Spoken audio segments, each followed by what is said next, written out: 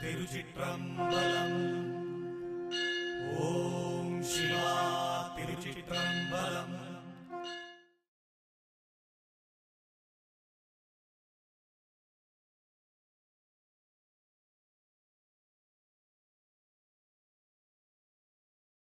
திருச்சிற்றம்பலம். குருவே சரணம். நம சிவாய், நம ಶಿವಾಯ, ನಮ ಶಿವಾಯ. ಈ ಮನುಷ್ಯ ಜನ್ಮದಲ್ಲಿ ಪ್ರತಿಯೊಬ್ಬರಿಗೂ ಯಾರು ಬೇಕಾದ್ರೆ ಇರಲಿ, ಕೋಟ್ಯಾಧಿಪತಿಯಿಂದ ಭಿಕ್ಷಾಧಿಪತಿಯವರೆಗೆ, ಮಣ್ಣಿನ ಋಣ, ಹೆಣ್ಣಿನ ಋಣ, ಅನ್ನದ ಋಣ ಭಗವಂತ ಎಲ್ಲಿ ಹೇಗೆ ಹೇಗೆ ಬರ್ದಿದ್ದಾನೆ ಅಂತ ಹೇಳಲಿಕ್ಕೆ ಸಾಧ್ಯನೇ ಇಲ್ಲ. ಮಣ್ಣಿನ ಋಣ ಇದ್ರೆ ಅದು ಎಷ್ಟು ದೂರ ಇದ್ರು, ಅದು ಹೇಗೂ ಇದ್ರು, ಅದು ನಮಗೆ ಸಿಕ್ಕೇ ಸಿಗ್ತದೆ. ಹೇಳುದು ಅರ್ಥ ಆಯ್ತಲ್ವಾ? ಅದೇ ರೀತಿ ಒಂದು ಹೆಣ್ಣಿನ ಋಣ ಇದ್ರೆ ಅದು ಯಾವುದೋ ಒಂದು ರೀತಿಯಲ್ಲಿ ನಾವು ಅದನ್ನು ಸ್ವೀಕರಿಸಲೇಬೇಕಾಗ್ತದೆ. ಇದು ಹೆಣ್ಣಾದ್ರೂ ಗಂಡಾದ್ರೂ ಇಬ್ಬರಿಗೂ ಆಗ್ತದೆ ಅಪ್ಲೈ. ಮನುಷ್ಯ ಜನ್ಮಕ್ಕೆ ಹೇಳುದು ನಾನು. ಅದೇ ರೀತಿ ಅನ್ನದ ಋಣ, ಅದು ಎಲ್ಲಿ ಹೋಗಿ ಊಟ ಮಾಡಬೇಕು, ಎಲ್ಲೆಲ್ಲಿ ಹೋಗಿ ನಾವು ನೀರು ಕುಡಿಬೇಕು ಅಂತ ಇದ್ರೆ ಅದನ್ನು ತಪ್ಪಿಸಲಿಕ್ಕೆ ಯಾರಿಂದಲೂ ಸಾಧ್ಯ ಇಲ್ಲ.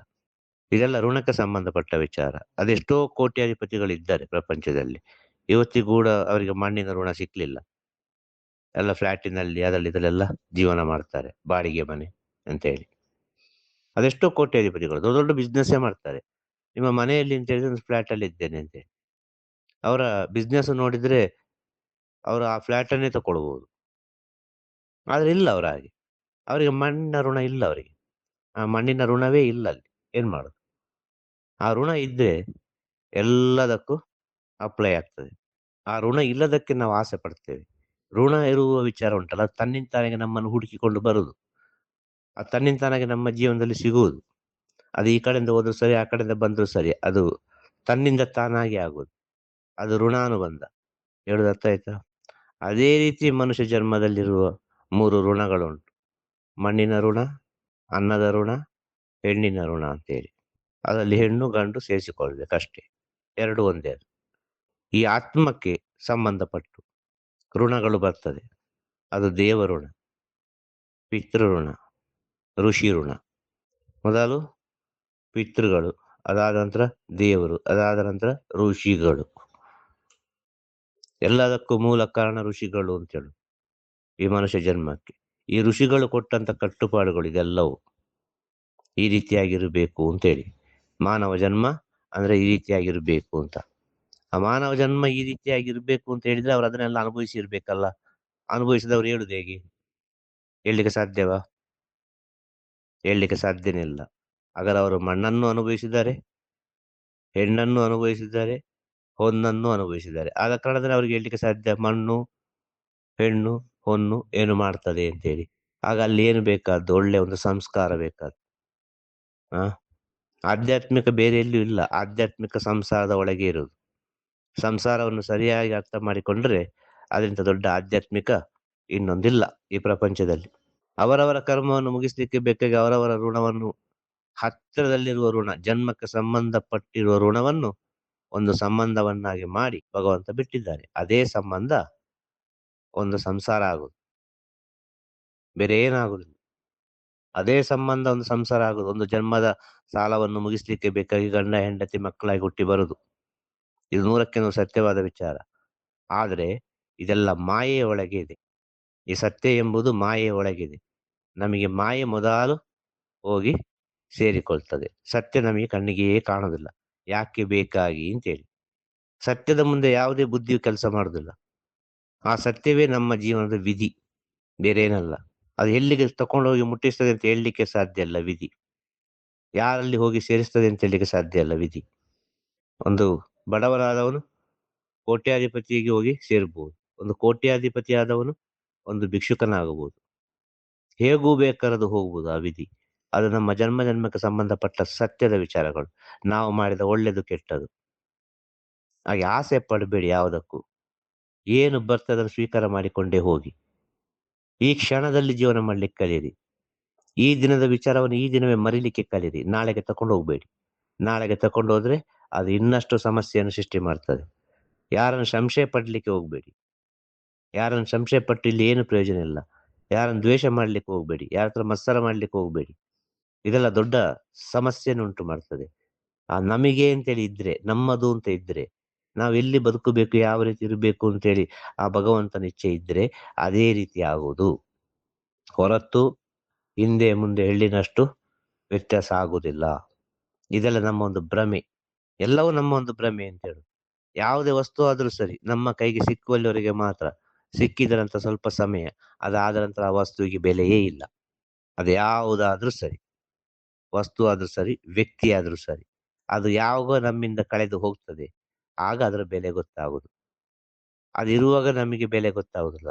ಕಳೆದು ಹೋದ ನಂತರ ಇನ್ನೊಬ್ಬನ ಕೈಯಲ್ಲಿ ಇರುವಾಗ ಕಳೆದುಕೊಂಡವನಿಗೆ ಎಲ್ಲವೂ ಶುರುವಾಗ್ತದೆ. ಮೊದಲಿಗೆ ಮತ್ಸರ ಶುರುವಾಗ್ತದೆ, ಅದಾದ ನಂತರ ದ್ವೇಷ ಶುರುವಾಗ್ತದೆ, ಎಲ್ಲವೂ ಶುರುವಾಗ್ತದೆ. ಆ ಇರುವಾಗ ಯಾಕೆ ಗೊತ್ತಾಗ್ಲಿಲ್ಲ? ಕೈಯಲ್ಲಿರುವಾಗ ಬಿಟ್ಟ ನಂತರ ಯಾಕೆ ನಿಮಗೆ ಅದೆಲ್ಲ ಅನುಭವ ಆಯ್ತು? ಅದೇ ಹೇಳುದು. ನಮ್ಮ ಕೈಯಲ್ಲಿರುವಾಗ ನಮಗೆ ಗೊತ್ತಾಗುದಿಲ್ಲ, ನಮ್ಮಿಂದ ದೂರ ಇರುವಾಗ ಎಲ್ಲದಕ್ಕೂ ಉತ್ತರ ಸಿಗ್ತದೆ. ಅರ್ಥ ಆಯ್ತಾ? ಆದ ಕಾರಣ ಭಗವಂತ ಯಾವತ್ತು ಎಲ್ಲಿ ಇದ್ದಾನೆ ಅಂತ ಹೇಳಿದ್ರೆ ಸ್ವಲ್ಪ ದೂರದಲ್ಲಿದ್ದಾನೆ, ಹತ್ತಿರದಲ್ಲಿಲ್ಲ. ಆದ್ರೆ ಅವ ಹತ್ತಿರದಲ್ಲಿದ್ದಾನೆ, ತುಂಬಾ ದೂರದಲ್ಲಿದ್ದಾನೆ. ಯಾಕೆ ಗೊತ್ತಾ? ಆ ಸತ್ಯದ ಪಾಠ ಆಗ್ಬೇಕು ನಿಮಗೆ ಮನುಷ್ಯ ಜನ್ಮದಲ್ಲಿ ಅಂತೇಳಿ. ಮನುಷ್ಯ ಜನ್ಮದಲ್ಲಿ ನಿಮಗೆ ಸತ್ಯದ ಪಾಠ ಆಗ್ಬೇಕು, ಸತ್ಯದ ಅರಿವಾಗಬೇಕು. ಆ ಸತ್ಯದ ಅರಿವಾದ್ರೆ ನಿಮಗೆ ಆತ್ಮ ಸಾಕ್ಷಾತ್ಕಾರ ಆಗುದು ಅಂತ ಹೇಳೋ ಉದ್ದೇಶಕ್ಕೆ ಬೇಕಾಗಿ ಭಗವಂತ ನಮ್ಮ ಒಳಗೆ ಇದ್ದು ಬಹಳ ದೂರದಲ್ಲಿದ್ದಾನೆ ಅಂತ ಹೇಳೋದು. ನಾವು ಹತ್ತಿರದಲ್ಲಿದ್ರೆ ನಾವೇನ್ ಬೇಕಾದ್ರೆ ಮಾಡಿಬಿಟ್ಟೇವು. ಆ ಭಗವಂತ ನಮ್ಮ ಹತ್ತಿರದಲ್ಲಿ ಇದ್ದು ಬಿಟ್ರೆ, ನಮ್ಮ ಜೊತೆಗೆ ಇದ್ದು ಬಿಟ್ರೆ, ನಾವಂತರ ಮಾತಾಡ್ತೇವೆ ಅಂತ ಗೊತ್ತಾದ್ರೆ ಅವ ಏನು ಬೇಕಾದ್ರೂ ಮಾಡ್ಲಿಕ್ಕೆ ರೆಡಿ ಇದ್ದಾನೆ ಈ ಮನುಷ್ಯ. ಆ ಇವತ್ತು ಬೆಳೆದು ಬೆಳೆದು ಬೆಳೆದು ಇಷ್ಟು ಎತ್ತರಕ್ಕೆ ಬೆಳೆದಿದೆ. ಕ್ಷಣ ಕ್ಷಣ ಕ್ಷಣ ಕೂಡ ಅಪ್ಡೇಟ್ ಆಗ್ತಾ ಉಂಟು. ಆ ಈ ಕ್ಷಣ ನಿಮ್ಮದು, ನೀವು ಯಾವುದಕ್ಕೆ ಆಸೆ ಪಡೋದು? ನಾನು ಕೇಳುದು. ಈ ಕ್ಷಣ ನಿಮ್ಮದಷ್ಟೇ, ಯಾವುದಕ್ಕೆ ಆಸೆ ಪಡ್ತೀರಿ? ನಾಳೆ ನೀವು ಇಲ್ಲ. ನಿನ್ನೆ ಒಂದು ಮಿನಿಸ್ಟರ್ ಯಾರೋ ಹೋದ್ರು ಫ್ಲೈಟಿನಲ್ಲಿ, ಅಲ್ವಾ? ಏನಾಯ್ತು? ಅವ್ರಿಗೆ ಗೊತ್ತಿತ್ತಾ ಫ್ಲೈಟ್ ಹತ್ತುವಾಗ ಹೀಗೆ ಆಗ್ತದೆ ಅಂತೇಳಿ? ಎಲ್ಲಿಂತ ಗೊತ್ತಿಲ್ಲಲ್ಲ, ಅಷ್ಟು ವೇಗವಾಗಿ ಹೋಗ್ತಾ ಉಂಟು. ಇಂದಿನ ಕಾಲದಲ್ಲಿ ಆದ್ರೆ ಹೇಳಲಿಕ್ಕೆ ಆಗ್ತಿತ್ತು, ಒಬ್ಬ ಮರಣ ಪಡುವಾಗ ಮನೆಯಲ್ಲೇ ಮರಣ ಪಡ್ತಾನೆ ಅಂತೇಳಿ. ಈಗ ಹೇಳಲಿಕ್ಕೆ ಆಗುದಿಲ್ಲ. ರೋಡಿನಲ್ಲ, ಹಾಸ್ಪಿಟ್ಲಲ್ಲ, ಓದಲ್ಯ, ಕೂತಲ್ಯ, ನಿತ್ತಲ್ಯ, ಅಲ್ಲ ಈಗ ಫ್ಲೈಟ್ ಅಲ್ಯ, ಬಸ್ ಅಲ್ಯ, ಹೇಳಲಿಕ್ಕೆ ಸಾಧ್ಯನೇ ಇಲ್ಲ. ಆಗಿರುವಾಗ ನೀವು ಯಾವುದಕ್ಕೆ ಆಸೆ ಪಡೋದು ಅಂತ ಕೇಳುದು. ಅದಾದ್ರು ನಿಮ್ಮ ನಿಮ್ಮ ಜೀವನದಲ್ಲಿ ಇದ್ದದ್ದು ಬರ್ತದೆ, ಆಗ ನೀವು ಸಂತೋಷವಾಗಿ ಸ್ವೀಕರಿಸಿ, ಅದನ್ನು ಹುಡುಕಿಕೊಂಡು ಹೋಗ್ಬೇಡಿ ಅಂತ ಹೇಳುದು. ಈ ಋಣಗಳು ಉಂಟಲ್ವಾ, ಇದನ್ನು ಹುಡುಕಿಕೊಂಡು ಹೋಗ್ಬೇಡಿ, ಇದು ನಿಮ್ಮನ್ನು ಹುಡುಕಿಕೊಂಡು ಬರ್ತದೆ. ಹೆಣ್ಣಾದ್ರೂ ಸರಿ, ಹೊನ್ನಾದ್ರೂ ಸರಿ, ಮಣ್ಣಾದ್ರೂ ಸರಿ. ಇದು ನಿಮ್ಮನ್ನು ಹುಡುಕಿಕೊಂಡು ಬರ್ತದೆ. ಇದನ್ನು ಹುಡುಕಿಕೊಂಡು ಬಂದಾಗ ನೀವು ಇದನ್ನು ಸರಿಯಾಗಿ ಸಂತೋಷವಾಗಿ ಸ್ವೀಕರಿಸಲಿಕ್ಕೆ ಕಲಿಯಿರಿ. ಅದಕ್ಕೆ ಏನ್ ಬೇಕಾದ್ರೂ ಕೊಡ್ಲಿಕ್ಕೆ ಕಲಿಯಿರಿ, ಅದನ್ನು ಪ್ರೀತಿಸ್ಲಿಕ್ಕೆ ಕಲಿಯಿರಿ, ಅದಕ್ಕೆ ಗೌರವ ಕೊಡ್ಲಿಕ್ಕೆ ಕಲಿಯಿರಿ, ಅದನ್ನು ಪೂಜ್ಯನೀಯ ಭಾವನೆಯಿಂದ ನೋಡ್ಲಿಕ್ಕೆ ಕಲಿಯಿರಿ. ಆಗ ಅದು ನಿಮ್ಮಲ್ಲೇ ಇರ್ತದೆ. ಇದನ್ನೆಲ್ಲ ಪೂಜ್ಯನೀಯ ಭಾವನೆಯಲ್ಲಿ ನೋಡುವಾಗ ನಮ್ಮ ಮನಸ್ಸು ಪವಿತ್ರವಾಗ್ತದೆ.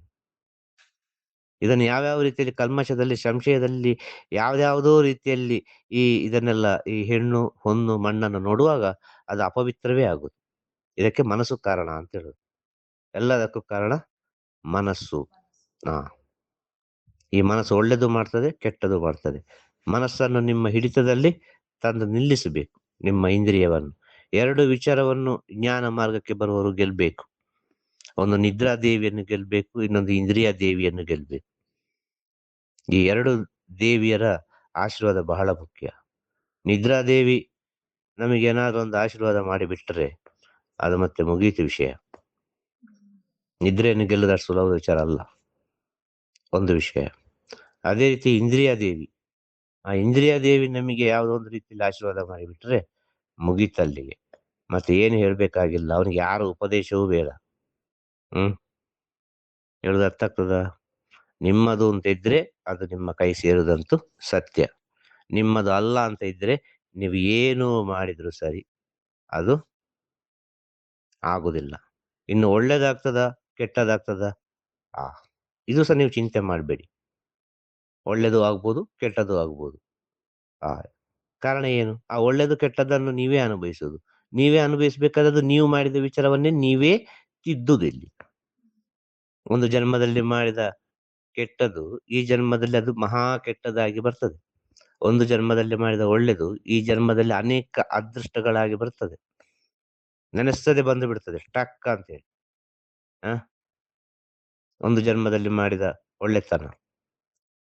ಇದಕ್ಕೆಲ್ಲ ಮುಖ್ಯ ಸದ್ಗುಣಗಳು ಮುಖ್ಯ ಅಂತ ಹೇಳುದು. ಇರುವಷ್ಟು ದಿನ ಆರೋಗ್ಯ ಚೆನ್ನಾಗಿದೆಯಾ ನೋಡಿ ಅಷ್ಟೇ. ಖುಷಿಯಾಗಿ ಓಡಾಡ್ತೀರಾ, ಒಳ್ಳೆ ನಿದ್ರೆ ಬರ್ತದ, ಒಳ್ಳೆ ಊಟ ಮಾಡ್ತೀರಾ, ಒಳ್ಳೆ ಹಸಿವೆ ಆಗ್ತದ, ಸಂತೋಷವಾಗಿ ಇದ್ದೀರಾ ಎಲ್ಲರ ಜೊತೆ, ಇದು ಸಾಕು. ಬರ್ಬೇಕು ಅಂತಿದ್ರೆ ಎಲ್ಲವೂ ಬರ್ತದೆ, ಸಿಗಬೇಕು ಅಂದ್ರೆ ಎಲ್ಲವೂ ಸಿಗ್ತದೆ ಎಂಬ ಸತ್ಯವನ್ನು ತಿಳಿದು ಜೀವನ ಮಾಡ್ಲಿಕ್ಕೆ ಕಲಿಯಿರಿ. ಇರುವಷ್ಟು ದಿನ ಆರೋಗ್ಯವನ್ನು ಕಾಪಾಡ್ಲಿಕ್ಕೆ ಕಲಿಯಿರಿ ಅಷ್ಟೇ. ಆದ್ರಿಂದ ದೊಡ್ಡ ಒಂದು ಅಚೀವ್ಮೆಂಟ್ ಎಂತದಿಲ್ಲ ಈ ಪ್ರಪಂಚದಲ್ಲಿ, ಆರೋಗ್ಯದಕ್ಕಿಂತ ದೊಡ್ಡ ಅಚೀವ್ಮೆಂಟ್. ಇದನ್ನು ತಿಳಿಬೇಕು ಮುಖ್ಯವಾಗಿ. ಎಷ್ಟು ಕೋಟಿ ಇದ್ರೇನು, ಎಷ್ಟು ಪ್ರಾಪರ್ಟಿ ಇದ್ರೇನು, ನಿದ್ರೆ ಬರದಿದ್ರೆ, ಆರೋಗ್ಯ ಸರಿ ಇಲ್ಲದಿದ್ರೆ, ಡೈಲಿ ಆಸ್ಪತ್ರೆಗೆ ಹೋಗುದಾದ್ರೆ ಎಷ್ಟು ಸಂಪಾದನೆ ಮಾಡಿ ಏನ್ ಪ್ರಯೋಜನ? ನೆಮ್ಮದಿ ಉಂಟಾ? ಆ ನೆಮ್ಮದಿ ಯಾರಿಗೂ ಒಬ್ಬನಿಗೆ ಇದೆಯೋ ಈ ಪ್ರಪಂಚದ ಅತಿ ದೊಡ್ಡ ಶ್ರೀಮಂತ. ಅವಳ ಕಣ್ಣು ಮುಚ್ಚಿದ ಕೂಡ ನಿದ್ರೆ ಬರ್ತದೆ, ಒಟ್ಟೊತ್ತಿಗೆ ಊಟ ಮಾಡ್ತಾನೆ, ಬಿಸಿ ಬಿಸಿ ಊಟ ಮಾಡ್ತಾನೆ, ಹೊತ್ತೊತ್ತಿಗೆ ಊಟ ಮಾಡ್ತಾನೆ ಅಲ್ವಾ? ಇದೆಲ್ಲ ಒಂದು ಸುಖ ಜೀವನ ಅಂತ ಹೇಳಿದ್ರು. ಆರೋಗ್ಯವು ಚೆನ್ನಾಗಿದೆ, ಎಲ್ಲರ ಹತ್ರ ನಗು ನಗುತ್ತಾ ಜೀವನ ಮಾಡ್ತಾನೆ, ಎಲ್ಲರೊಟ್ಟಿಗೆ ಬೆರೀತಾನೆ ಎಂತ ಹೇಳಿದ್ರೆ ಏನರ್ಥ? ಅದು ಪುಣ್ಯಾತ್ಮ ಅಂತ ಅರ್ಥ. ಹೇಳುದು ಅರ್ಥ ಆಯ್ತಮ್ಮ? ಆದ ಕಾರಣ ಹೇಳುದು, ಯಾವ್ದ್ರ ಚಿಂತೆ ಮಾಡಬೇಡಿ. ನಿಮ್ಮ ವಿಧಿ ಏನುಂಟು ಅದನ್ನು ನೀವು ಅನುಭವಿಸಿ ಆಗಬೇಕು. ಅದನ್ನು ಅನುಭವಿಸುವ ಶಕ್ತಿಯನ್ನು, ಎಲ್ಲವನ್ನು ಸಹಿಸಿಕೊಂಡು ಹೋಗುವ ಶಕ್ತಿಯನ್ನು ಕೊಡು ಅಂತೇಳಿ ಆ ಭಗವಂತನ ಹತ್ರ, ನಿಮ್ಮ ಅಂತರಾತ್ಮದ ಗುರುದೇವರ ಹತ್ರ ಯಾವಾಗಲೂ ಪ್ರಾರ್ಥನೆಯನ್ನು ಮಾಡಿ, ಎಲ್ಲವನ್ನೂ ಸಹಿಸಿಕೊಂಡು ಹೋಗುವ ಶಕ್ತಿಯನ್ನು ಕೊಡು ಗುರುದೇವ ಅಂತ ಹೇಳಿದ್ರೆ ಖಂಡಿತವಾಗಿಯೂ ಎಲ್ಲವನ್ನು ಸಹಿಸುವ ಒಂದು ಸ್ಥಿತಿ ನಿಮ್ಮೊಳಗೆ ಬರ್ತದೆ. ಇಷ್ಟೇ ಹೇಳುದು. ಇಲ್ಲಿ ಸಹಿಸಿಕೊಂಡು ಹೋಗುದು ಮಾತ್ರ, ಬೇರೆ ಎಂತ ಹೇಳಲಿಕ್ಕೆ ಸಾಧ್ಯ ಇಲ್ಲ. ಇಲ್ಲಿ ಎಲ್ಲಾ ವಿಷಯವನ್ನು ಸ್ವೀಕಾರ ಮಾಡಿಕೊಂಡು ಸಹಿಸಿಕೊಂಡು ಹೋಗುದು. ಪ್ರತಿಯೊಬ್ಬನು ಇದನ್ನೇ ಮಾಡುದಿಲ್ಲಿ. ಹೊರಗೆ ಮಾತ್ರ ನಗುದು ಅಷ್ಟೇ, ಹೊರಗೆ ಮಾತ್ರ ಸಂತೋಷವಾಗಿ ಓಡಾಡುದು. ಒಳಗಿನಿಂದ ಅವರವರ ನೋವು ಎಷ್ಟೆಷ್ಟು ಉಂಟು ಅಂತೇಳಿ ಅವರವರಿಗೆ ಗೊತ್ತಿಲ್ಲ. ಇದೆಂತ ದೊಡ್ಡ ಸತ್ಯ ಅಂತ ಬೇಕು? ಪ್ರತಿಯೊಬ್ಬನು ಅಷ್ಟು ಸುಲಭದಲ್ಲಿ ನೆಮ್ಮದಿಯಲ್ಲಿ ಇರ್ಲಿಕ್ಕೆ ಭಗವಂತ ಬಿಡ್ಲಿಲ್ಲ. ಇಲ್ಲಿ ನಮ್ಮ ಕರ್ಮ ಅಷ್ಟು ಉಂಟು, ನಾವು ಮಾಡಿದ ಎಲ್ಲಾ ವಿಚಾರಗಳು ಅಷ್ಟು ಉಂಟು. ಅದಕ್ಕೊಂದು ಪ್ರಶ್ನೆಗೆ ಉತ್ತರ ಬರೀಲೇಬೇಕು ನಾವು.